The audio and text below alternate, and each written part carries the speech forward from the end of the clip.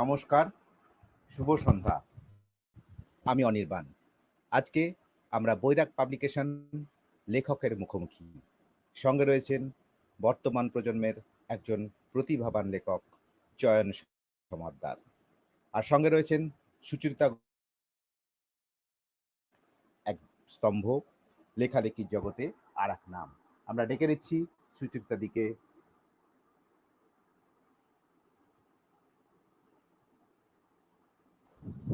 সুচরিতা দি, নমস্কার। নমস্কার। বৈরাগ পাবলিকেশনে আজকে আমরা লেখকের মুখোমুখি। আমরা ডেকে নিই আমাদের আজকের লেখক চয়ন সমাদ্দারকে। নমস্কার। নমস্কার। বৈরাগ পাবলিকেশনের পক্ষ থেকে আজকে বৈরাগ পাবলিকেশনের পক্ষ থেকে স্বাগত আজকে লেখকের মুখোমুখি অনুষ্ঠানে। চয়ন সমাদ্দার ইংরেজি সাহিত্যের ছাত্র, পেশায় শিক্ষক, নেশায় কতক। তিনি অবশ্য নিজেকে ভাষা শ্রমিক বলেন।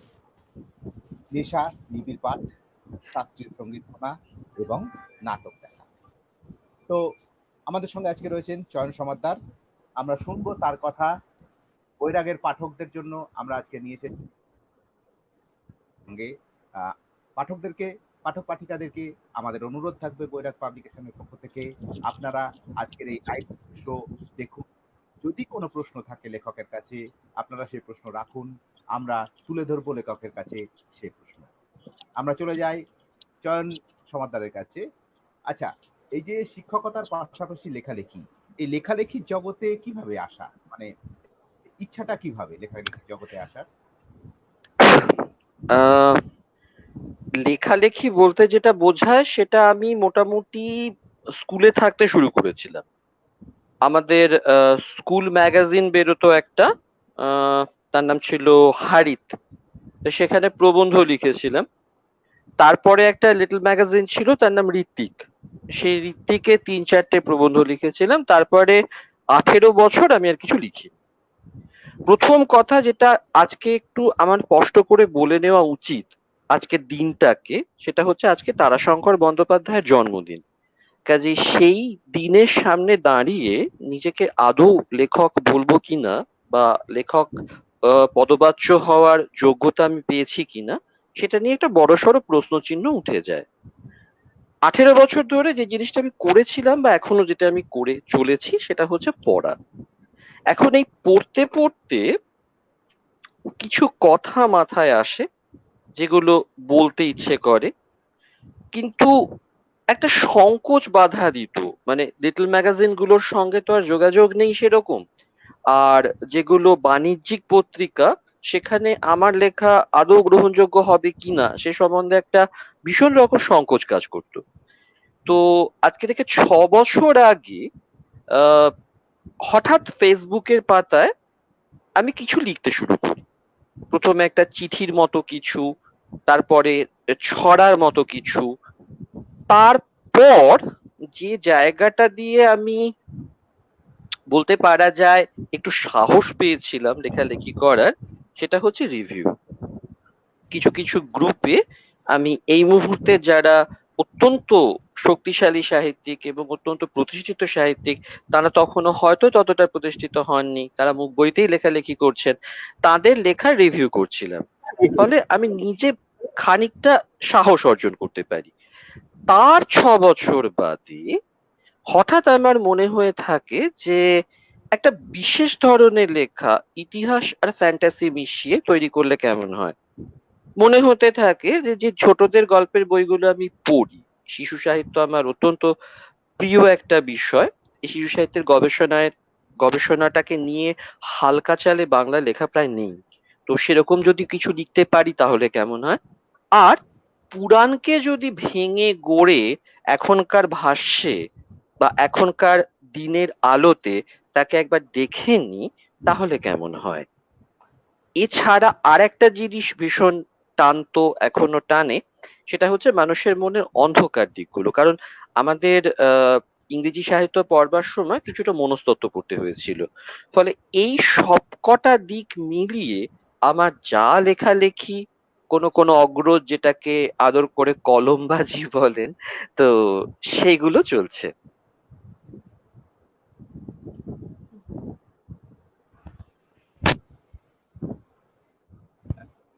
শুনলাম লেখকের কথা। আচ্ছা, এই যে আপনি বলেন ভাষা শ্রমিক, ভাষা শ্রমিক শব্দটা কেন? আসল কথা হচ্ছে, এটার উত্তরটা দিতে গেলে একটু তাত্ত্বিকতা করতে হয়। তার কারণ হচ্ছে, ভাষা শ্রমিক যদি কেউ থেকে থাকে তাহলে নিশ্চয়ই তার উল্টো দিকে ভাষা শিল্পীও কেউ রয়েছে। মানে আমরা যদি 1000 বছরের বাংলা ভাষাটাকে একবার নজর করে দেখি, আমি একদম 1000টাকে ছেড়েই দিলাম, আমি গদ্যর কথা বলছি। মানে প্রতাপাদিত্য চরিত থেকে শুরু করে আজকের হারবার্ট পর্যন্ত বা নুন চা পর্যন্ত যদি আমরা একবারটি পড়ে দেখি, তাহলে আমরা পরিষ্কার দেখতে পারবো যে এখানে কতগুলো ভাষা সৌধ তৈরি করা হয়। মানে আমরা যদি আজকের দিনটাকে মাথায় রেখে জাস্ট তারাশঙ্করের একটা ঐতিহাসিক উপন্যাসের কথা ধরি, ছায়াপথ, তাহলে ছায়াপথটাকে পড়লেই বোঝা যায় যে ভাষা শিল্পী কাকে বলে। একটা সময়কে যখন নির্মাণ করা হয় বা বিনির্মাণ করা হয়, তখন তার জন্য কি ভাষা প্রয়োজন হয়ে থাকে, ভাষা শিল্পী কাকে বলে বুঝতে যদি চাই আমরা, আমাকে বেশি কিছু করতে হবে না, আমাকে শরদিন্দু বন্দ্যোপাধ্যায় পড়লেই কাজ চলে যাবে। শরদিন্দু বন্দ্যোপাধ্যায় পড়লে আমরা বুঝতে পারবো কেমন করে পুরো কালিদাস ছেঁকে, রঘুবংশ, কুমার সম্ভব, মেঘদূতকে পুরো ছেঁকে নিয়ে আহ কুমার সম্ভবের কবি এবং অষ্টম স্বর্গ লেখা হয়েছে। আমরা সে স্তরে এখনো যেতে পারিনি, আমি তো পারিনি। আমি যেটা করি সেটা হচ্ছে ভাষাটাকে ভেঙে চুরে শব্দগুলোকে পরপর সাজিয়ে মিস্ত্রিগিরি করি। আর আরেকটা কথা বোধহয় বলে রাখা ভালো আমাদের সকলের ক্ষেত্রেই, যে কোনো লেখা, যে কোনো লেখা সেটা একটা সামাজিক উৎপাদন। তাই যদি হয়ে থাকে, তাহলে কিন্তু আমরা সকলেই একটা না একটা শ্রম ক্রিয়ার সঙ্গে যুক্ত রয়েছি। ওরা শিল্পী ছিলেন, আমি মিস্ত্রি, তাই আমি ভাষা শ্রমিক। খুব ভালো, খুব ভালো বললেন সুচরিতাদি। আপনার কিছু প্রশ্ন? না, আমার তো এটাই মনে হয়, ঠিক আছে, ও তো বলছে, নিজেকে এত বিনয় করে বলছে যে আহ, আমি শ্রমিক, কিন্তু আমরা যারা চয়নের লেখা পড়ি তারা জানি যে ওর শ্রমটা কিরকম। যাই হোক, ঠিক আছে, সোশ্যাল মিডিয়া থেকেই যখন চয়নের উত্তরণ, তাহলে সোশ্যাল মিডিয়াকে নিয়ে একটুখানি প্রশ্ন করতে চাইবো যে এই যে এত এত লেখা আসছে সোশ্যাল মিডিয়াতে, সেগুলো কি পাঠকের মনে চিরস্থায়ী হয়ে থাকবে? এটা একটা মানে আহ এ প্রসঙ্গে না আমাকে একটু পেছন থেকে শুরু করতে হবে। তার কারণ হচ্ছে, আমার স্পষ্ট মনে আছে 2013-14 সাল নাগাদ থেকে হঠাৎ করে দেখা যায় যে কয়েকজন লেখকের জন্ম হয়েছে যারা সামাজিক মাধ্যমে লিখছেন, এবং তাদের লেখা অসম্ভব লোকে পছন্দ করছে, এবং সেই লেখাগুলো খুব দ্রুত প্রকাশক পাচ্ছে, ছাপার অক্ষরে তাদের নাম দেখা যাচ্ছে। মানে সরাসরি সামাজিক মাধ্যম থেকে তারা চলে যাচ্ছেন হচ্ছে কলেজ স্ট্রিটে। এই জিনিসটা 2014 সাল নাগাদ থেকে শুরু হয়, এবং এইরকম সময় আমার স্পষ্ট, আমার হ্যালো, হ্যাঁ, শোনা হ্যাঁ, যাচ্ছে, শোনা যাচ্ছে। শোনা যাচ্ছে। আচ্ছা, হ্যাঁ, আমার স্পষ্ট মনে আছে যে দুটো সভা হয়েছিল, একটা মোহরকুঞ্জে আর একটা হচ্ছে মোহিত মৈত্র মঞ্চে। মোহরকুঞ্জে পরিষ্কার বলা হয়েছিল যে যারা সামাজিক মাধ্যমে লেখালেখি করছেন তারা বাংলা সাহিত্যের পক্ষে একটা থ্রেট স্বরূপ। এটা একদল মানুষ বা যারা লেখালেখি করেন বা যারা প্রতিষ্ঠা রয়েছে তারা বলেছিলেন। আমার স্পষ্ট মনে আছে মোহিত মৈত্র মঞ্চে এদের বিপক্ষে দাঁড়িয়েছিলেন যশোধরা রায়চৌধুরী। উনি স্পষ্ট বলেন যে যে কাজটা একসময় লিটল ম্যাগাজিন করতো, এক্স্যাক্টলি সেই কাজটা এখন ফেসবুক করে। লিটল ম্যাগাজিনও অসম্ভব বাজে লেখা হয়েছে, কিন্তু লিটল ম্যাগাজিনই সুবিমল মিশ্র, লিটল ম্যাগাজিন থেকেই সুবিমল মিশ্রকে আমরা পেয়েছি, কমল কুমার মজুমদারকে আমরা পেয়েছি। তাহলে সেই রকম জিনিস ফেসবুকেও পাওয়া যেতে পারে।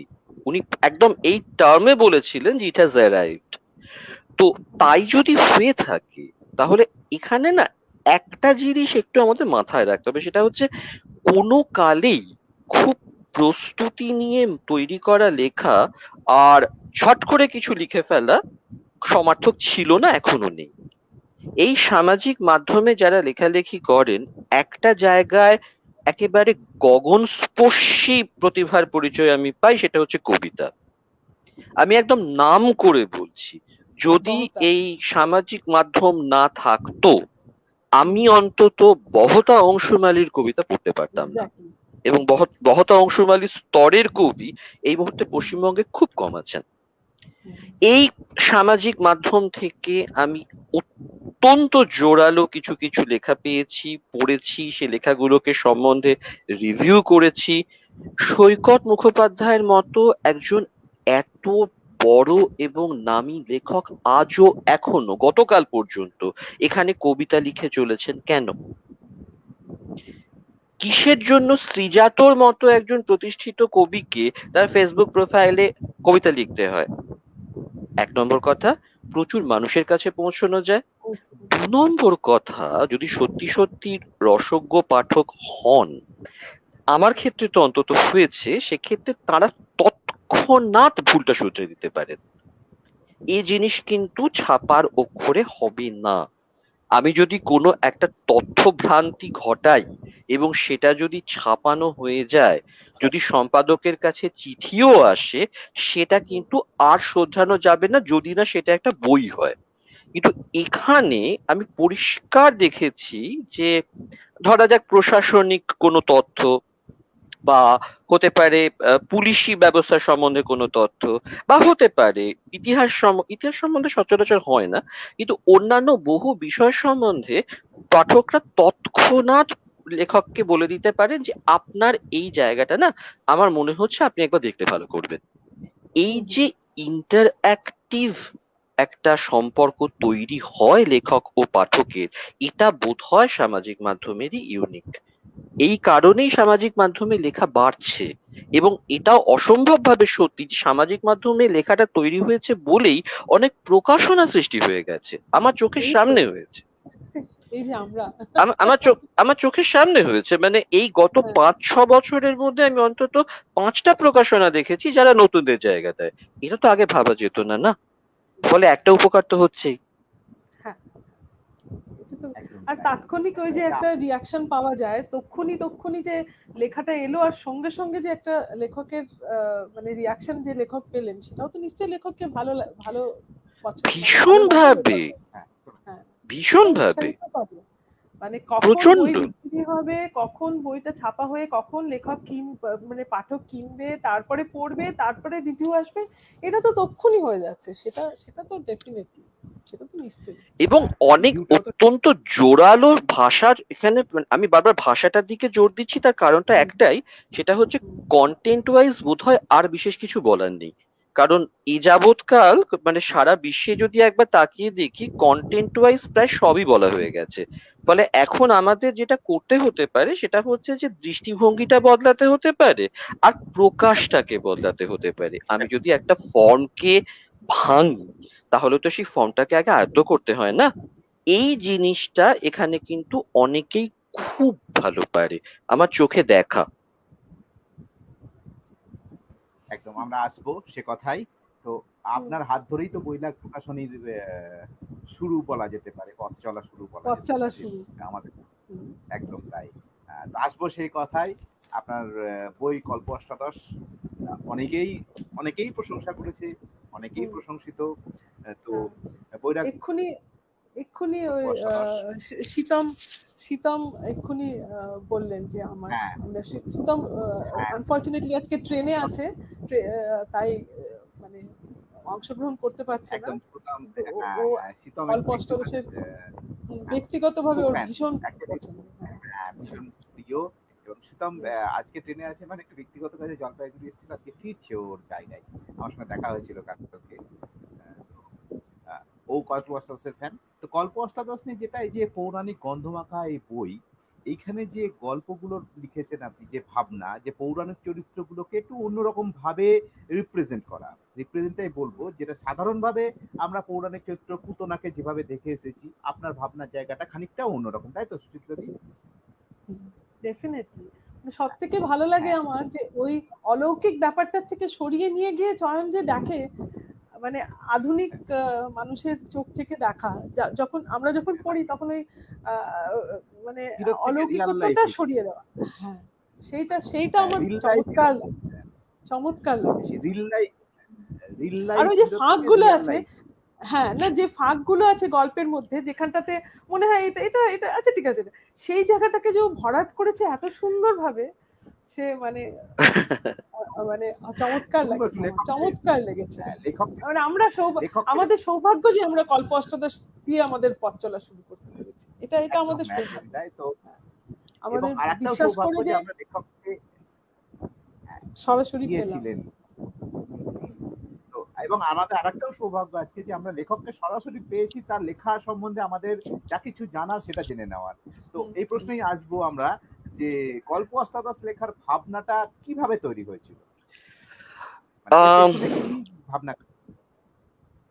ব্যাপারটা হচ্ছে যে বারবার বলছিলাম না, নতুন একটা আঙ্গিক খুঁজছিলাম।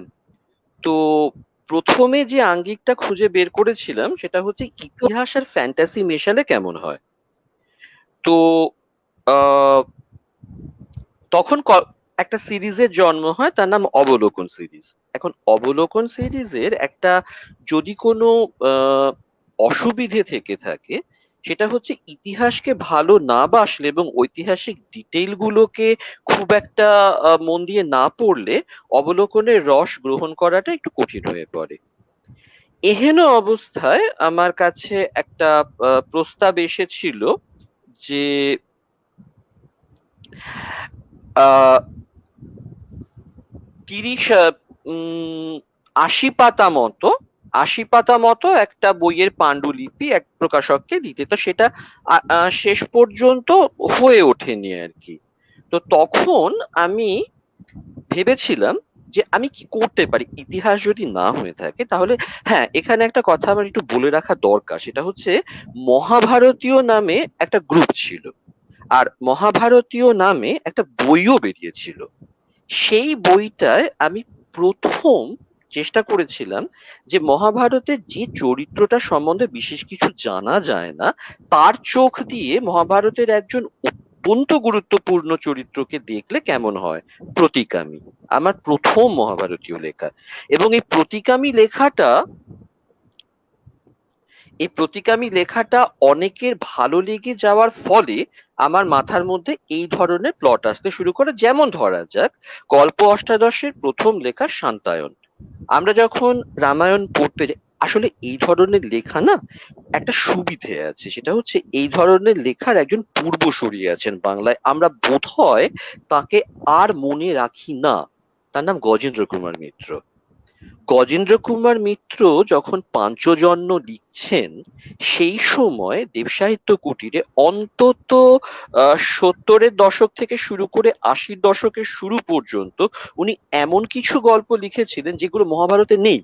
যেমন একটা গল্প মনে আছে আমার, শমী বৃক্ষের সেই সব, অর্থাৎ যে মরাটাকে গাছের ডালে বেঁধে দিয়েছিলেন পাণ্ডবরা, সেটা কার এবং সেখান থেকে কি কি হতে পারে। সুবর্ণ নকুলের গল্পটা, তার অর্ধেক শরীর শোনা হয়েছিল, বাকিটা। যে ব্যাধের 5 ছেলে এবং স্ত্রী পুড়ে মারা গেল, তাকে তিনি পাঞ্চজন্যে কাস্ট করেছিলেন এবং ছোটদের জন্য তিনি 5টি প্রাণের দাম বলে একটা গল্প লিখেছিলেন 1968 সালে ইন্দ্রনীল শারদিয়াতে। গজেন্দ্র কুমারের এই টেকনিকটা আমাকে প্রচন্ড ভাবিয়েছিল। তাহলে যেটা দাঁড়িয়ে যায় যে আফটার গজেন্দ্র কুমার হু, আমি তো বাংলায় কাউকে দেখতে পাচ্ছিলাম না। তখন মনে হলো নিজেই চেষ্টা করে দেখি না কেন। শান্তায়ন লিখতে গিয়ে দেখেছিলাম যে শান্তা সম্বন্ধে ঠিক 3টে শ্লোক আছে রামায়ণে, তাহলে বাকিটাই আমার কল্পনা করতে কোনো আটকাচ্ছে না। যেমন পুতনা সম্বন্ধে হরিবংশে এবং মহাভারত মিলিয়ে 4-5 লাইনের বেশি পাওয়া যাবে না, কারণ ও তো কৃষ্ণের কাছে গেল, কৃষ্ণ মেরে দিলেন। তাহলে পুতনার কি কোনো ইতিহাস থাকতে পারে না? বলে কেমন হয়? ধরা যাক সম্মুখবধ। সম্মুখবধ আর সব থেকে বড় কথা হচ্ছে পুতনার যে চরিত্রটা, তার সঙ্গে সঙ্গে বর্তমান ভারতবর্ষের মেয়েদের মেরে ফেলা, এটা দুটো জুড়ে জুড়ে দিলে কিরকম দাঁড়ায়? আবার ধরা যাক সম্মুখবধ। সম্মুখ এর ক্ষেত্রে 2-3টে প্রবলেম দেখা যাচ্ছে। একটা হচ্ছে কেউ বলছে সম্মুখ বেদ পাঠের অধিকারের জন্য মারা গেছিলেন, আবার কেউ বলছে সম্মুখ সশরীরে স্বর্গে যাওয়ার জন্য মারা গিয়েছিলেন। এখন এই সশরীরে স্বর্গে যাওয়া কনসেপ্টটা গৌরী ধর্মপাল অসামান্য ব্যাখ্যা করেছেন তার বেদের কবিতায়। এইটা পড়ে মানে এই মুহূর্তে গৌরী ধর্মপালের মেয়ে রোহিণী ধর্মপাল, আমি জানি না তিনি শুনছেন কিনা, রোহিণীদি জানেন যে আমি কি মারাত্মক অ্যাভিড রিডার গৌরী ধর্মপালের লেখার। আবার মনে হয়েছিল একটা প্যারালাল বেদ যদি তৈরি হয়, যদি কেউ একটা প্যারালাল বেদ লিখে ওখানে। আমরা সবাই জানি যে ইল্লল বাতাপির গল্পটা, পুরাণ বলছে ইল্ললের একটা ছেলে ছিল তার নাম বল্লল। আচ্ছা এই বল্ললের কি হয়েছিল? অর্থাৎ যেখানে থেমে যাচ্ছে ওরা, আমি সেখান থেকে কিন্তু কল্পনা করতে পারছি। এবং হ্যাঁ, কল্পনাটা অতি অবশ্য আমার এখনকার চোখ দিয়ে। যদি খুব তত্ত্বের ভাষায় বলতে হয় তাহলে আমাকে বলতে হবে দ্য সাবঅল্টার্নস ক্যান স্পিক। এটা আমার প্রচন্ড রকম বিশ্বাস। ফলে বিরাধের গল্পে বিরাধী প্রবক্তা হয়ে ওঠেন, নরচন্দ্রমা রামচন্দ্র নন। যদি আমাকে গল্প লিখতে হয়ে থাকে মুক্তি, সেখানে আমি কংসকেই তার যন্ত্রণাটা খোঁজার চেষ্টা করে থাকি। ইন আদার ওয়ার্ডস, যেগুলো নেগেটিভ ক্যারেক্টার তথাকথিত যে রামাদিবাদ প্রবর্তিতবাদ, সেইগুলোকে আমি করার চেষ্টা করি না। আমি সবসময় যারা মার খাওয়া, যারা আন্ডারডগ, তাদের চোখ থেকে দেখবার চেষ্টা করেছি। এবং এইখানে আমি সর্বসমক্ষে একটা কৃতজ্ঞতা জানাতে চাই। সেটা হচ্ছে সকলেই, আপনারা যারা গল্প অষ্টাদশ করেছেন, আপনারা সকলেই তার প্রথম যেটা পাতা অন্ধকারের উত্তরাধিকার, যেটা সৈকত মুখোপাধ্যায় লিখেছিলেন, আমি গর্বের সঙ্গে বলছি, এটা আমার বই বলে নয়, ওটা অন্য যে কোনো বইয়ের ক্ষেত্রে হতে পারতো, এরকম ভূমিকা কিন্তু হয় না। আমি ভীষণ ভীষণ ভীষণ ভাবে কৃতজ্ঞ যে সৈকত মুখোপাধ্যায় স্তরের একজন লেখক, একজন কথাশিল্পী, একজন একদম উঠতি লিখিয়ে কে এতটা সাদর অভ্যর্থনা করতে পারেন এবং লেখাগুলোকে এভাবে বিশ্লেষণ করতে পারেন। আমি অসামান্য রকমের কৃতজ্ঞ। সৈকতদাকে দেখা হলে প্রণাম করতে যাই, উনি প্রণাম করতে দেন না, হাত চেপে ধরেন। তা এখানে দাঁড়িয়ে বরং আপনাদের সকলের সামনে সৈকতদাকে একটা প্রণাম ঠুকে দিই।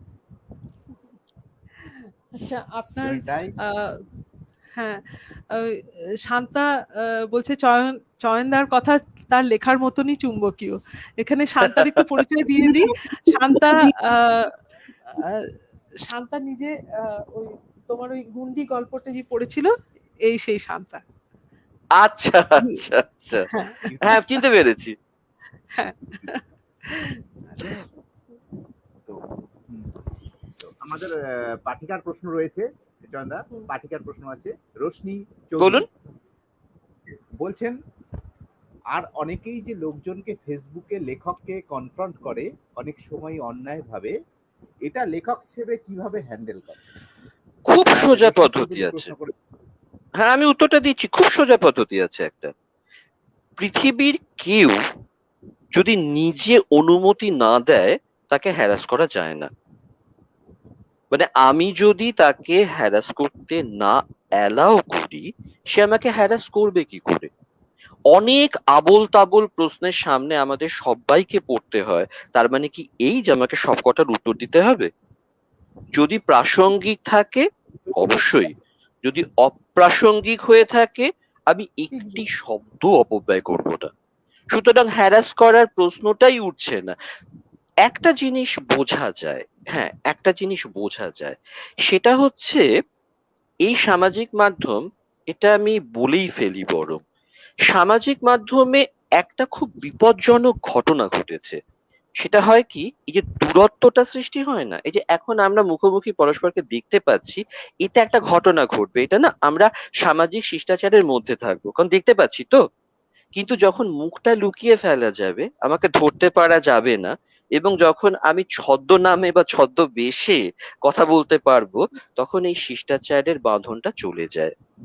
তখন আমরা এমন কিছু শব্দ ব্যবহার করে বসি বা এমন ভাবে আক্রমণ করে বসি যে জিনিসটা পীড়াদায়ক, নিঃসন্দেহে পীড়াদায়ক, কিন্তু কিছুদিন বাদে ব্যাপারটা সয়ে যায়।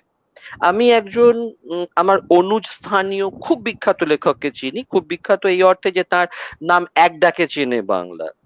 সে আমাকে বলেছিল, বাপু হে, আমি যা গালাগালি খেয়েছি তুমি তার তুলনায় কিছুই খাওনি। মানে সেই ছেলেটির ওই বক্তব্যই একই, যে আমাকে অপমান করতে মানে বুদ্ধদেব যেটা বলতেন আর কি, যে আমি যদি জিনিসটা গ্রহণ না করি সেটা তার কাছেই ফিরে যায়, তাহলে আমাকে হ্যারাস করে কে, কার সাধ্য রয়েছে? একদম। আচ্ছা, আরেকটা প্রশ্ন করি, সেটা হচ্ছে এই যে লকডাউন চলছে প্রায় ১৬ মাস ধরে, হ্যাঁ, আমরা বিভিন্ন সমস্যার মধ্যে রয়েছি, প্রত্যেকেই বিভিন্ন রকম। তো বাংলা প্রকাশনা জগতের হাল হকিকত কি? কতটুকু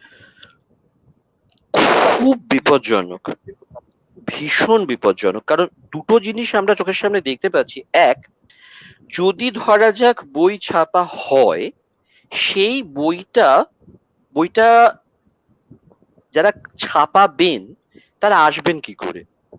ট্রেনে করে আসতে হয়, ফলে প্রেসের পর প্রেস বসে যাচ্ছিল, আমার চোখে দেখা এটা। আবার ধরা যাক বইটা যদি ছাপানো হয়েও গিয়ে থাকে, ডিস্ট্রিবিউটটা করবে কি করে? অর্থাৎ লকডাউন, তার ফলে কলেজ স্ট্রিটে এই মুহূর্তে যেটা ঘটছে সেটা খুব তাজ্জব করে দেওয়া। অনেক পুস্তক শিল্পের সঙ্গে যুক্ত থাকা বন্ধু সাইকেল কিনছেন, এবং সাইকেল কিনে সেটা তারা হয়তো বাগনান থেকে সাইকেল চালিয়ে কলেজ স্ট্রিটে আসছেন। সার্ভাইভ করতে হবে তো, মানে সমস্ত ব্যাপার।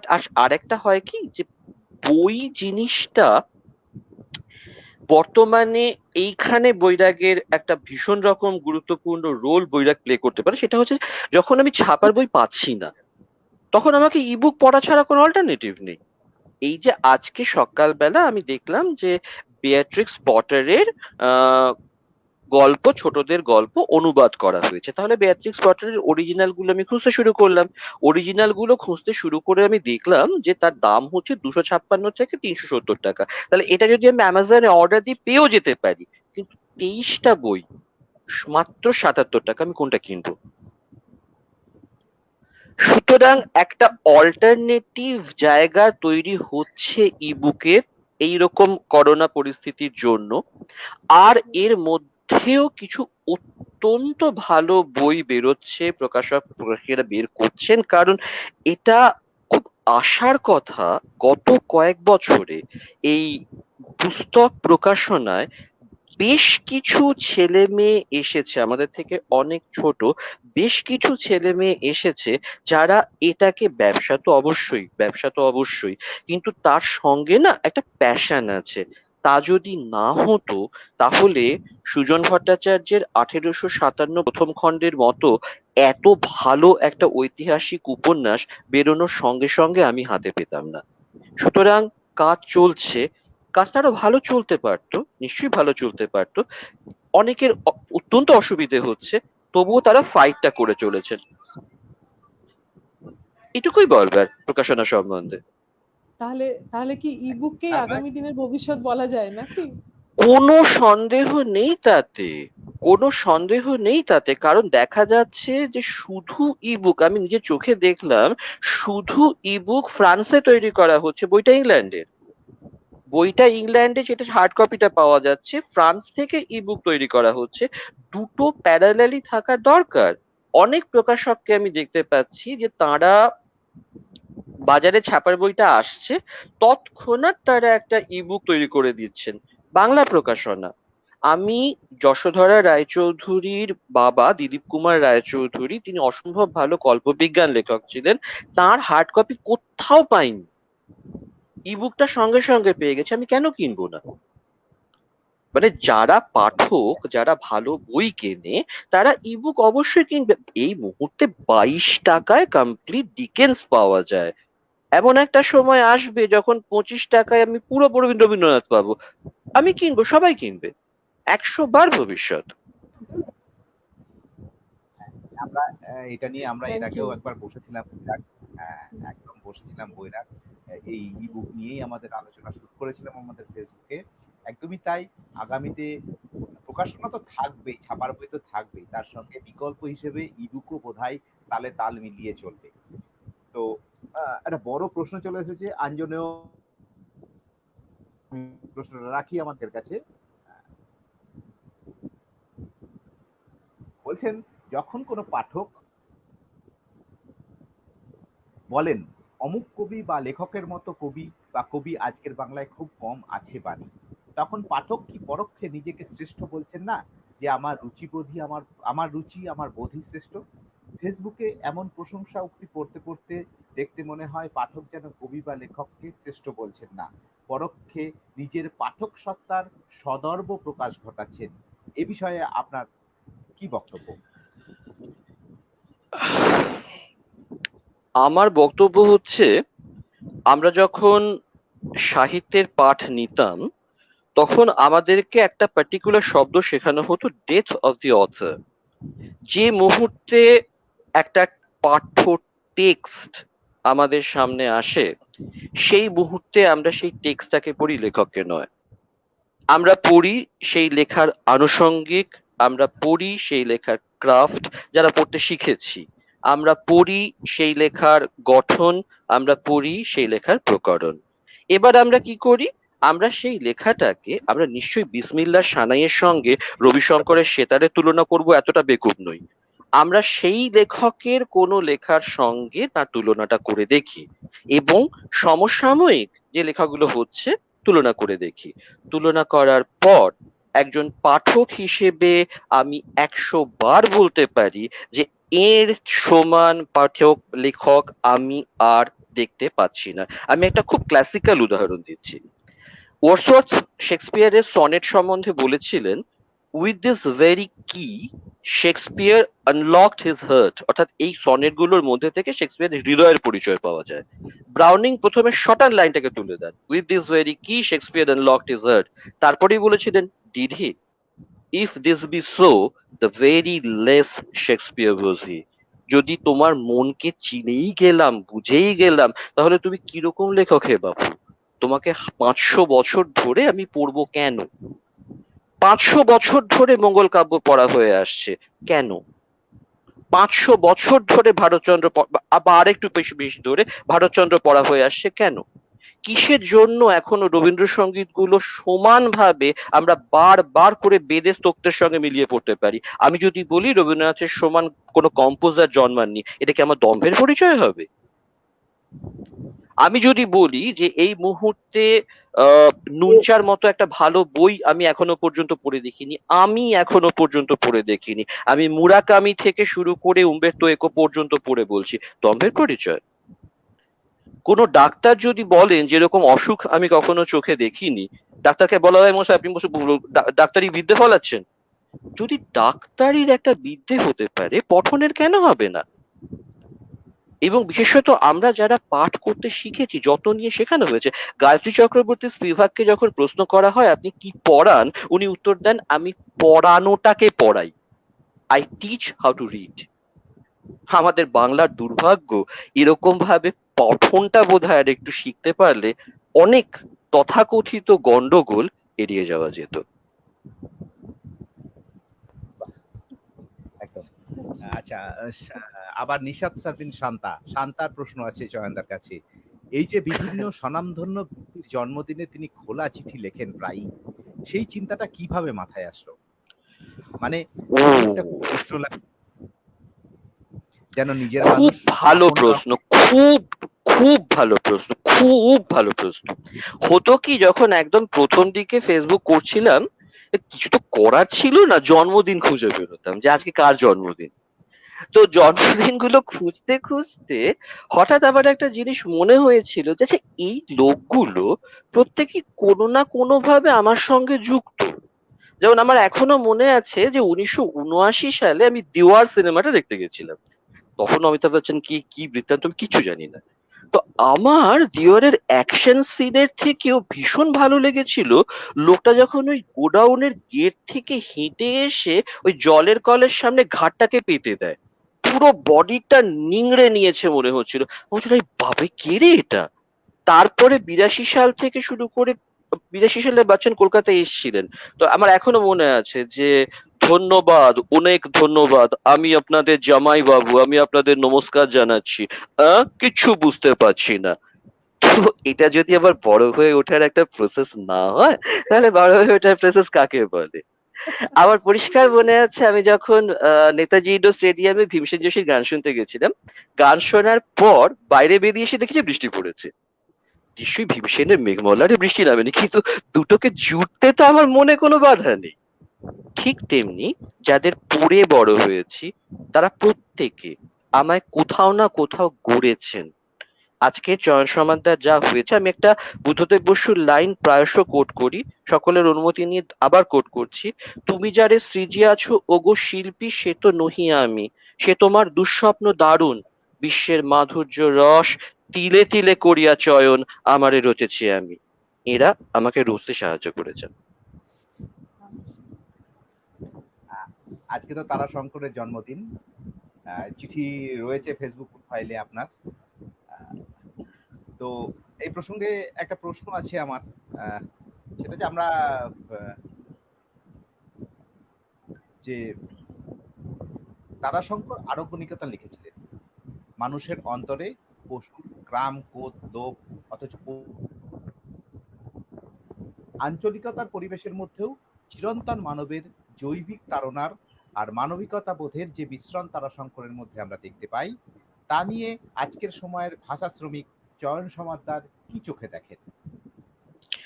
বা খুব খুব কঠিন প্রশ্ন।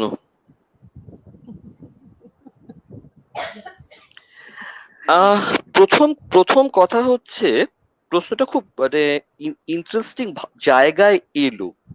সেটা হচ্ছে তারাশঙ্করের আমার সাহিত্যিক জীবন আমি পড়ছিলাম সেদিন। হ্যাঁ, পড়তে পড়তে একটা জিনিস দেখলাম যে জমিদার বাড়ির ছেলে, জেল খেটেছে, জেল খেটে বেরিয়ে প্রথম গল্পগুলো দিচ্ছেন বিভিন্ন বিভিন্ন পত্রিকায় ছাপা হচ্ছে। এবার একটা বই হলো, সেই বইটা শটান পাঠিয়ে দেওয়া হলো শান্তিনিকেতনে। এবার শান্তিনিকেতনে যখন যাওয়া হলো, রবি ঠাকুর তাকে বললেন যে বুঝলে, তোমার ডাইনির গল্পটা পড়ে না একজন এখানকার পণ্ডিত বলছিলেন এটা তুই বিলিতি উইচক্রাফট থেকে নিয়েছো। তারাশঙ্কর ঠিক গ্রামীণ মানুষের মতো হাত নেড়ে বললেন যে না না, স্বর্ণ ডাইনি আমাদের পুকুর পাড়ের ঈশান কোণে থাকে। রবীন্দ্রনাথ বললেন, আমি তো পরিষ্কার দেখতে পাচ্ছি তোমার সেই চিলটাকে, চিলের ডাকটাকে। অর্থাৎ যেরকম লেখা সেরকম রিসেপশন। তারাশঙ্কর বন্দ্যোপাধ্যায় একটা ভাড়ার ঘরে বসে লিখে চলেছেন ক্রমাগত। বম্বে থেকে ডাক এসেছে মাসে 550 টাকা দেওয়া হবে বম্বে টকিজে। তারাশঙ্কর দীনেশচন্দ্র সেনের বাড়িতে 7 দিন বাদে গিয়ে বললেন আমি যে নেবো না। তো দীনেশচন্দ্র প্রচন্ড অবাক হয়ে বললেন কেন? বললেন না, আমি যদি ভিক্ষে করেও খাই, আমি যদি এখানে মরেও যাই, আমি এখানেই লিখবো। ইন্টারেস্টিং, ওই চাকরিটা শরদিন্দু নিয়েছিলেন। এবং দীনেশচন্দ্র সেন যেটা করেন, ওকে ওর গাড়ি করে মানে সমর সেনের বাবা থেকে শুরু করে বাড়ির প্রত্যেককে দেখিয়ে বেরিয়েছিলেন, দেখ সাহিত্যিক একে বলে। সমরেশ বসু মাঝে মাঝেই সন্ধ্যের ঝোঁকে প্রচন্ড মাতাল হয়ে যেতেন, এবং তখন তিনি লোককে একটা প্রশ্ন করতেন, আমি কেমন লিখছি আজকাল বলতো? তো তখন তাকে বলা হতো, দারুণ লিখছেন সমরেশ দা, আর উত্তর দাও, আমি কি তার সংকর মতো লিখতে পারি? সেটা যদি সমরেশ বসু বলেন, সমাধানের বলার আর কি থাকতে পারে?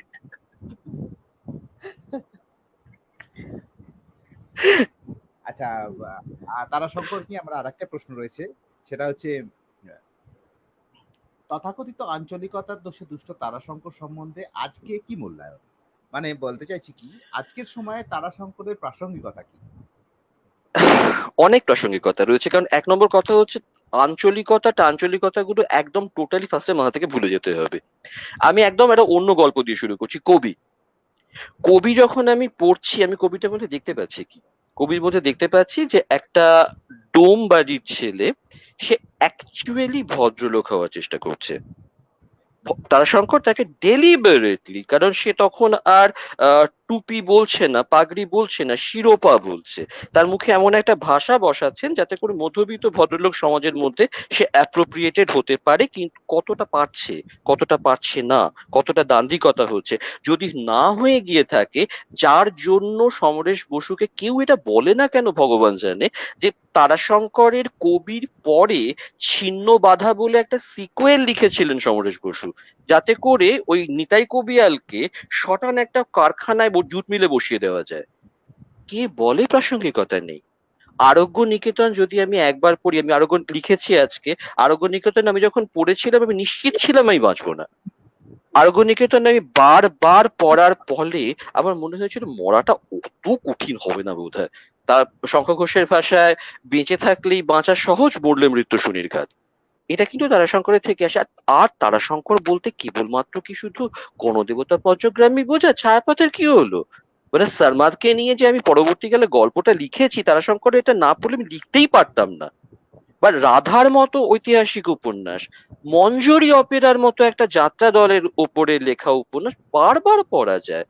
আর তারাশঙ্করের ছোট গল্প দেবতার ব্যাধি, গুডনেস গ্রেসিয়াস, মানে একটা মানুষ নিজের শারীরিকতাকে এড়াতে পারছে না, তার গল্প লিখে দেখেছেন ভদ্রলোক। আর সর্বোপরি তারাশঙ্করের জাদু ভাষা। আর আমরা এটা কেন ভুলে যাচ্ছি, তারাশঙ্কর ছোটদের জন্য লিখেছেন। জটায়ু, চিরুমণ্ডলের কালাচাঁদ, আহ শুকুও ভুকু, তারপরে শক্তিব্রতর গল্পটা, বিষ্ণু চক্রবর্তীর কাহিনী। আজ যে আমি আমি হয়েছি, আমি 8 বছর বয়সে প্রথমে তারাশঙ্করের ছোটদের গল্প পড়েছিলাম। তারাশঙ্করের বাচ্চাদের হাতে এই মুহূর্তে তারাশঙ্কর তুলে দেওয়া উচিত। বইটা পাওয়া যায় কিন্তু মাত্র 75 টাকা দাম। কিনছে কজন?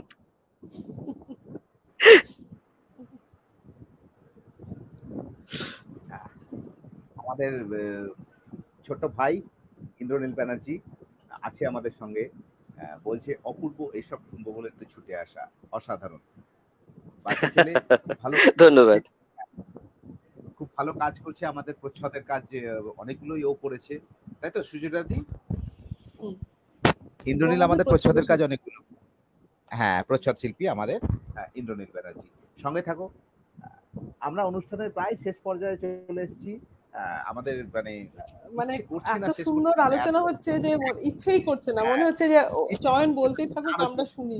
চলুক, হ্যাঁ, চলুক, খুব ভালো চলুক, হচ্ছে। কিন্তু না, সময় আমাদের শেষ, আমরা চলে এসেছি। তো আরেকটা যেটা আমার প্রশ্ন রয়েছে সেটা হচ্ছে আপনার আরেকটি বই রয়েছে অপর ছায়া, আবার আচ্ছা সেটা করি আমি।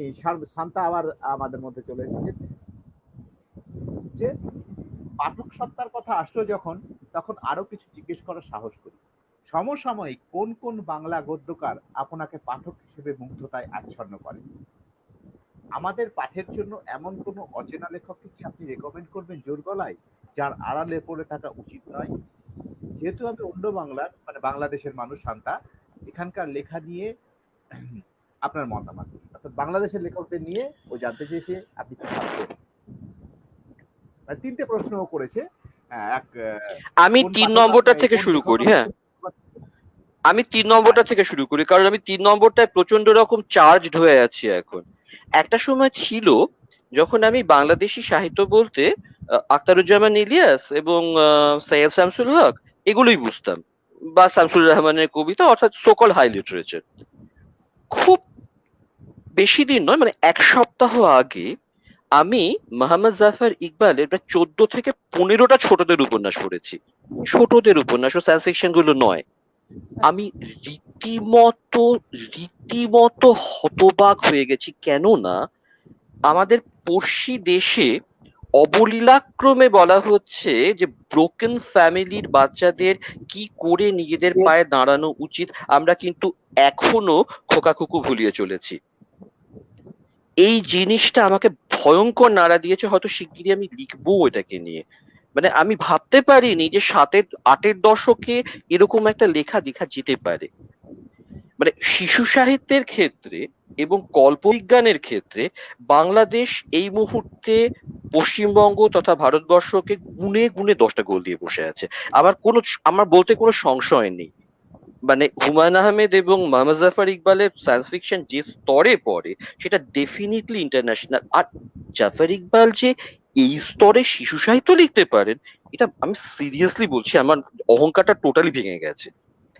2 নম্বর কথা যেটা ছিল যে আমি কাকে রেকমেন্ড করব, আমি অপেক্ষাকৃত অপরিচিত। আমি শটান বলবো বিমল লামা। বিমল লামার নামটা কিন্তু খুব বেশি লোক জানে না। বিমল লামার নুন চা, এটা আমি মনে করি সব বাঙালির পড়া উচিত। কারণ দার্জিলিং এর কুলির চোখ দিয়ে দার্জিলিং দেখা এর আগে কোনো লেখক করেনি। ওর নাম বিমল লামা কারণ ও ওখানকার ছেলে, কিন্তু আধা বাঙালি, চন্দননগরে বড় হয়েছে, কাজে ও বাংলাতেই লিখতে পেরেছে। বিমল লামাকে আমাদের এক্ষুনি পড়া উচিত। আর সমসাময়িক আমি কাদেরকে আদর্শ মানি। সমসাময়িক বলতে যদি বোঝায় এখনো যারা লিখছেন তারা কিন্তু প্রত্যেকে আমার থেকে বয়সে অনেক বড় হবেন। সেক্ষেত্রে তো আমাকে আমি যাদের অমর মিত্র এদের নাম করে কোনো লাভ নেই, কারণ এরা এরা ইতিমধ্যে প্রতিষ্ঠিত। আমি দুটো নাম করব, ঠিক দুটো নাম করব, মানে যাদের কাছ থেকে আমি নিয়মিত শিখে থাকি এবং যারা আমার অশেষ সৌভাগ্য যে আমাকে অসম্ভব স্নেহ করে থাকেন। একটা নাম সৈকত মুখোপাধ্যায়। সৈকত মুখোপাধ্যায় শুধু আমার বইয়ের ভূমিকা লিখেছেন বলে নয়, তখন ওই সৈকতকে আমি চিনতামও না। আমি কিসাওয়ালা পড়ে আমি সত্যি বলছি আমি বেশ কিছুক্ষণ আমার ঘোর কাটেনি। স্বর্গবেশ্যার ছেলে, আহ বরাহি, এই ধরনের গল্পগুলো বা বা মৌলিক মশাইয়ের মতো শিশু সাহিত্য বা তুলো ফুরকির মতো লেখা বাংলায় এখনো পর্যন্ত আমি পড়িনি। এটা যদি দম্ভ মনে হয় তো দম্ভই, কারণ বাংলা শিশু সাহিত্য ছাপা হয়েছে অথচ আমি পড়িনি খুব কম আছে। সৈকতদার মতো শিশু সাহিত্যিক বা শিশু কিশোর সাহিত্যিক এই মুহূর্তে ছাপার অক্ষরে আমি খুব কম দেখতে পাচ্ছি। দুই যে নামটা আমি বলবো তার নাম হচ্ছে সুজন ভট্টাচার্য। সুজন ভট্টাচার্যের প্রাথমিক যে লেখাগুলো, আহ গগন ঢাকির রক্ত, মাকাল সাহেব, উত্তরাধিকারী, বিশেষ করে গগন ঢাকির রক্ত পড়ে আমি অনেকক্ষণ শ্বাস নিতে পারিনি। মানে এরকম একটা করা যায়। ও হ্যাঁ, আরেকটা নাম তো আমাকে বলতেই হবে, কেন বাদ দিয়ে গেলাম। তার নাম হচ্ছে কনিষ্ক ভট্টাচার্য। এই দুই ভট্টাচার্যের নাম আমায় করতেই হবে, কারণ গল্প কিভাবে তৈরি করতে হয়, কনিষ্ক আমার থেকে ছোট হলেও কনিষ্ককে আমি অসম্ভব শ্রদ্ধা করি শুধু এই গুণটার জন্য। He is a wonderful writer, wonderful fantastic writer. মানে এত ভালো গল্পকার আমি খুব কম দেখেছি। সুজনদার কথা বললাম। আর সুজনদা যখন উপন্যাস লিখছেন বর্তমানে, ইনি বলছেন ইতিহাস নির্ভর উপন্যাস। সুজনদা ইতিহাসকে কিভাবে জ্যান্ত করতে পারেন সেটা তার বইগুলো পড়লেই কিন্তু বোঝা যায়। মানে আমি কালাপাহাড় নিয়ে একবার একটা লিখে লিখেছিলাম, তখন সুজনদা উপন্যাসটা দেখেননি, তারপরে সেই লেখাটা আমি তুলে নিয়েছি। মানে সুজনদার কালাপাহাড়ের পর আমার কালাপাহাড় কেউ পড়বে না। কাজে আপাতত এই কটা নামই মাথায় আসছে, কনিষ্ক, সুজনদা, সৈকতদা। আচ্ছা, আরেকটা প্রশ্ন শান্তা হচ্ছে লিখেছে, দেখছি। হুম, হুম। আমি একটু বলে দিই। শান্তা বলেছে হ্যাঁ, হ্যাঁ। সৈকত মুখোপাধ্যায়কে আপনি চিনিয়েছেন চয়নদা, এই জন্য কৃতজ্ঞতা, সারা জীবন বারাহি আমার মাথায় স্থায়ী হয়ে বসে গিয়েছে। সুচরিতা দি, আপনি বাহ হুম, হুম। বাহ। আচ্ছা, অরুন্ধতী জানতে চাইছে যে নতুন লেখকদের চিরন্তন সমস্যা নিয়ে যদি কিছু বলেন, যাদের মাথায় আইডিয়া আছে কিন্তু পাতায় সেটিকে লেখা হিসেবে ফাইনালি লিখে ফেলার মধ্যেকার যে সময়ের লড়াই, সেই পথটুকু কিভাবে অতিক্রম করা যায়। এই তুই আবার কোত্থেকে এলি? ও আছে তো। এই তো, আরে একে আমি বহুবার বলেছি এটা নিয়ে। আচ্ছা, আমাদের আসল সবাইকে কথা, সুবিধা। আসল কথাটা কি, আমি না লেখা জিনিসটার সঙ্গে একটা জিনিসের খুব মিল পাই, সেটা হচ্ছে গান শেখা। আমি যদি বারবার করে সেধে গলায় 7টা স্বর একবার বসিয়ে নিতে পারি, আমি যে কোনো গান গাইতে পারবো। মানে জব ভি কোই লড়কি দেখো থেকে কাকারু সাজনি পর্যন্ত আমি গাইতে পারবো। সুতরাং যেটা প্রাথমিকভাবে দরকার সেটা হচ্ছে একটা স্টাইল। যেমন অরুন্ধতির স্টাইল দেখে যেন আমি দেখেই চিনতে পারি চোখ মুজে এটা অরুন্ধতি লিখেছে। আর তা যদি হয়ে থাকে, যদি স্টাইলটা তৈরি হয়ে থাকে, রপ্ত করা হয়ে থাকে, তাহলে তারপরে তো শুধু কন্টেন্টটা আমরা নিশ্চয়ই বুঝতে পারবো যে কন্টেন্ট অনুযায়ী ভাষা তৈরি হয়। আমাদেরকে শেখানো হয়েছিল form is content and content is form. আমাদেরকে শেখানো হয়েছিল meaning is context bound, but context is boundless. এই জিনিসটাকে যদি একবারটি বুঝে নিতে পারি যে আমি যে কনটেক্সটে আমার ভাষাটাকে ফেলবো সেই কনটেক্সটটা নিরন্তর অসীম প্রমাণে বেড়ে চলেছে, অর্থাৎ আমি যদি পৌরাণিক আবহ নিয়ে লিখি আমার ভাষা সেই অনুযায়ী তৈরি হবে, আমি যদি সাইকোলজি নিয়ে লিখি আমার ভাষা সেই অনুযায়ী তৈরি হবে, আমি যদি সমাজ নিয়ে লিখি তাহলে সেখানে যদি একটা মানে মাস্তানের মুখে বা বা ঈশ্বরী পুকুর বস্তির ছেলের মুখে আমি যদি একেবারে ব্রাহ্ম সমাজের ভাষা বসিয়ে দিই তাহলে নিশ্চয়ই সেটা ঠিক হবে না। আমাকে সেখানে অপশব্দ ব্যবহার করতে হবে যদি সেন্সর অ্যালাউ করে। তো ইন আদার ওয়ার্ডস, আমি বারবার করে যেটা শিখেছি 1961 সালে সৈয়দ মুজতবা আলী লিখেছিলেন, আমি সেখান থেকে শিখেছি। উনি বলেছিলেন, যখন তুমি লিখবে তখন আমরা বুঝবো তুমি তৈরি ছেলে, অর্থাৎ ভাষা হাতে নিয়ে তুমি তৈরি ছিলে। এটা সবাইকে আমার এটাই বলবার। আমরা শেষ পর্যায়ে চলে এসেছি। হ্যাঁ, তো আমার যে প্রশ্ন তখন, আপনার প্রকাশিত বই অপর ছায়া, ও হ্যাঁ, তো অপরছায়া, আপনার হ্যাঁ। পাঠক প্রীতম বলেছে আপনার ফেসবুকে যে লোকটার মতো এত ভদ্র এবং আদ্যন্ত প্রযুক্তিমূলক মানুষ আজকের দুনিয়ায় টিকে আছে কেমন করে, সেটা আমি অবাক হচ্ছি নবীন। আমরা শুনবো পাঠকদের জন্য আপনার কি ভাবনা অপর ছায়া নিয়ে। আসলে অপরছায়ার ভালো হলো, কারণ কতগুলো ঋণ আমি সবার সামনে স্বীকার করতে পারছি। অপরছায়ার জন্মই হতো না যদি না কয়েকজন অত্যন্ত শক্তিশালী আহ তরুণ অনুবাদক হঠাৎ বাংলায় দেখা না দিতেন। যদি রিজু গাঙ্গুলি অথবা রাজস্বী গুপ্তরা অনুবাদ শুরু না করতেন, তাহলে হয়তো আমি অপরছায়ার কথাটা ভাবতাম না।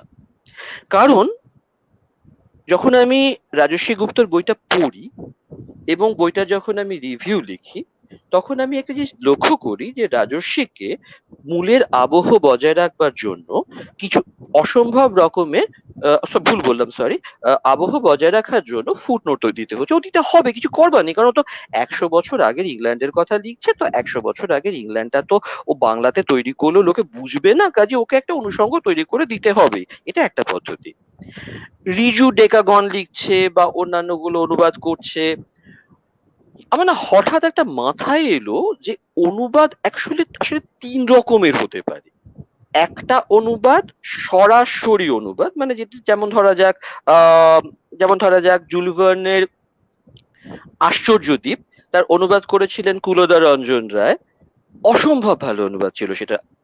এবং জ্যোতিরিন্দ্র মোহন জোয়ারদার, আমি জানি না তার বই এখন পাওয়া যায় কিনা, তিনি অনুবাদ করেছিলেন ম্যারাকট দ্বীপ, ওই আর্থার কোনান ডয়েলের। আমার ছোটবেলাটা পুরোটা ভরে রেখেছিল বইটা, তখন তো ইংরেজি শিখিনি। এটা গেল 1 নম্বর। 2 নম্বর, যেটা মানে বাংলায় একেবারে সম্রাটের আসন রেখেছেন, তিনি হচ্ছেন হেমেন্দ্র কুমার রায়। দেশখোকার কাণ্ড একেবারে এরিক কাসনারের আক্ষরিক রূপান্তর। মানে ওখানে যদি মিস্টার কাসনার থেকে থাকেন, তো এখানে হেমেন রায় একটা চরিত্র। ড্রাকুলা, বিশালগড়ের দুঃশাসন, নাম হয়ে যাচ্ছে মহারাজা রুদ্রপ্রতাপ। 3 নম্বর একটা অনুবাদ আছে যেটা করেছিলেন অবনীন্দ্রনাথ ঠাকুর। তিনি করেছিলেন Selma লাগেলিয়াফের wonderful adventures of Nils কে বুড়ো আংলা। আমরা যদি একবার সুইডিশের ইংরেজি এবং বুড়ো আংলাটা পাশাপাশি রাখি, আমরা দেখব এটার উপর মূলের উপর প্রচুর মন্তব্য আছে। অর্থাৎ এর নাম অ্যাপ্রোপ্রিয়েশন। আমার হঠাৎ মনে হয়েছিল আমি 3 নম্বর রাস্তাটা হাঁটলে কেমন হয়। যে কারণে আমি একটা মানে বইটার মধ্যে যেটা সব থেকে বেশি এই জায়গাটা আছে সেটা বলে দিই। সেটা হচ্ছে অ্যালিস পেরিনের একটা গল্প আছে, তার নাম হচ্ছে কলফিল্ডস ক্রাইম। এটা নিয়ে অনেকেই কাজ করেছে। এটার মধ্যে যেটা রয়েছে সেটা হচ্ছে এক সাহেব গুলি করে এক ফকিরকে মারলো, তার ভূত এসে শেয়াল হয়ে সাহেবকে কামড়ে দিল এবং সাহেব জলাতঙ্ক হয়ে মরে গেল। এবং গল্পটা যে বলছে সেও এক সাহেব। অর্থাৎ ওদের কাছে ভারতবর্ষ আর একটা সেকেন্ড ডার্ক কন্টিনেন্ট। তো আমি ভাবলাম, আমি যদি এইখানে এই যে ক্যান দ্য সাবঅল্টার্ন স্পিক বললাম, আমি যদি এখানে আমাদের কথাটা বসিয়ে দিই, তাই যাকে গুলি করে মারলো সে একজন নীল বিদ্রোহের নায়ক হয়ে গেল, আর কলফিল্ড হয়ে গেল নীলকর। এবং পুরো গল্পটা যে বলছে জমিদার রূপেন্দ্র নারায়ণ, তার মধ্যে আমাদের কলোনির সাবজেক্টসদের দোলাচলটা পুরো দেখানো হলো। ঠিক অনুবাদ হলো না, এক ধরনের সংলাপ রচনা হলো। যে কারণে আমার ধরা যাক অ্যালজের্নন ব্ল্যাকউডের এমটি হাউস, ওটাকে আমি নাম দিলাম নিকুঞ্জ সদন। কেউ যদি খেয়াল করে দেখে দেখবে নিকুঞ্জ মানেও যা, সদন মানেও তাই। মানে বাড়ি বাড়ি পাশাপাশি রাখা হলো। আর বাড়িটা যখন ভীষণ ভয়ঙ্কর হয়ে যায় তখন এটা ভয় জন্ম নেয় না। এবং সেইখানে ব্ল্যাকউডের যেটা প্যারাডাইম, যে একটা মেয়েকে দিয়ে হিরোইন করতে করতেও করতে পারলেন না, আমি আমার সোনা পিসিমাকে আদ্যন্ত হিরোইন রেখে দিলাম। অর্থাৎ বদল, একই সঙ্গে সঙ্গে ভয়ের অলৌকিক রসটাকে ধরে রাখা, এবং একই সঙ্গে আমাদের স্বাক্ষর ওদের ওপর রাখা। এই জন্য অপরের ছায়া আমার উপর কিভাবে আসছে, এবং ছায়ায় ছায়ায় ছায়ালাভ চলে কিনা। এর কি ইবুক প্রকাশের ইচ্ছে আছে?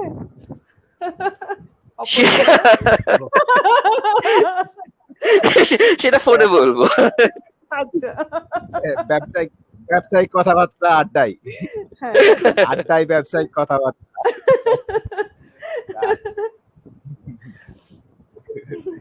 তো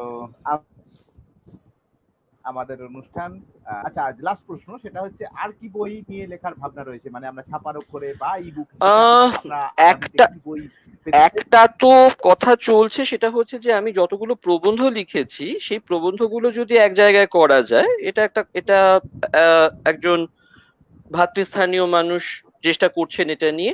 আর অবলোকন সিরিজ, যেটা একদম উঠে গেছিল বাজার থেকে, অবলোকন সিরিজ সম্ভবত এসে যেতে পারে, কিন্তু কবে কিভাবে আমার এখন কোনো মাত্র আইডিয়া নেই। কিন্তু অবলোকনটা বোধহয় আনতে হবে, কারণ অবলোকন আমার খুব আদরের ছেলে আর কি। ওকে নিয়ে রিসেন্টলি একটা লেখা আমি লিখেছি, সেটা হচ্ছে ওই অন্তরীপে। আমাকে বলা হয়েছিল যে করোনা পরিস্থিতি নিয়ে অবলোকন লিখতে। এখন করোনা তো ইতিহাস হয়নি, আমি তো করোনা নিয়ে লিখতে পারবো না অবলোকন, না। ফলে আমি ব্ল্যাক ডেথ নিয়ে লিখেছিলাম। মানে ব্ল্যাক ডেথের সময়ও মানুষ বেঁচে ছিল এবং করোনার সময়ও মানুষ বেঁচে আছে, এই দুটোকে জুড়ে অবলোকন তৈরি হয়েছিল। বা রিসেন্টলি আমি অবলোকনের প্রথম ছোটদের গল্প লিখেছি, যে প্রফুল্ল চাকিকে ধরিয়ে যে দিয়েছিল, সেই নন্দলাল ব্যানার্জিকে গুলি করে মেরেছিলেন শ্রীশচন্দ্র পাল, তাকে অবলোকনের চোখ দিয়ে দেখলে কেমন হয়। কাজে এইটা আমার ভীষণ প্রিয় একটা ফরম্যাট। এটা যদি বই হিসেবে আসে, কথা তো চলছে, এবার দেখা যাক কতদূর কি হয়। এই আচ্ছা। প্রফুল্ল যে কথা যখন উঠলো, আমি আজকে একটু প্রসঙ্গত বলে দিই, আজকে চন্দ্রশেখর আজাদের জন্মদিন, স্বাধীনতা সংগ্রামী চন্দ্রশেখর আজাদেরও জন্মদিন আজকে। তো আমরা একদম অনুষ্ঠানের শেষ পর্যায়ে, আমাদের নির্ধারিত সময় পেরিয়ে গেছে, ভেবেছিলাম আর একটু সংক্ষেপ করবো, কিন্তু কথায় কথায় রাত বাড়লো। হ্যাঁ, কথায় একটা কথা ছাড়তে ইচ্ছে করছে না। বলছি, তখন আমি ইন্দ্রনীলের কথা উঠলো, আর তখন আমি সুমন দাস যে কল্প অষ্টাদশের বইটা প্রচ্ছদ করেছিল, তার কথাটা বলতে ভুলে গেছিলাম, তো তাকেও আরেকবার ধন্যবাদ জানিয়ে দিলাম। ঠিক আমিও আছে। ধন্যবাদ জানাচ্ছি। হুম। একদম আমাদের সমস্ত শিল্পীদের এবং লেখকদের শুভেচ্ছা। আমরা অনুষ্ঠানটা শেষ করবো আজকে, আবার আসবো মুখোমুখি, আবার হয়তো হ্যাঁ, কোনোদিন চয়নকে আপনাদের সঙ্গে আরেকবার আমরা আনার এরকম ইচ্ছে। একটা আড্ডায় বসবো। আবার যদি ডাকলেই আসে, আসবো। মানে আমরা ভীষণ ভীষণ একদম, এনজয় করব। অন্তরে অতটুকু নিয়েই শেষ করলাম। ওই ছোট ছোট গল্প কথা, ওই শেষ হইয়া হইল না শেষ, তো শেষ আমি করতেই হবে আমাদের। আড্ডা মারতে ভীষণ ভালোবাসি, ডাকলেই আসবো। একদম, আমরা আবার আসবো। হ্যাঁ, আজকে এখানেই আমরা শেষ করছি। নমস্কার, শুভরাত্রি। শুভরাত্রি।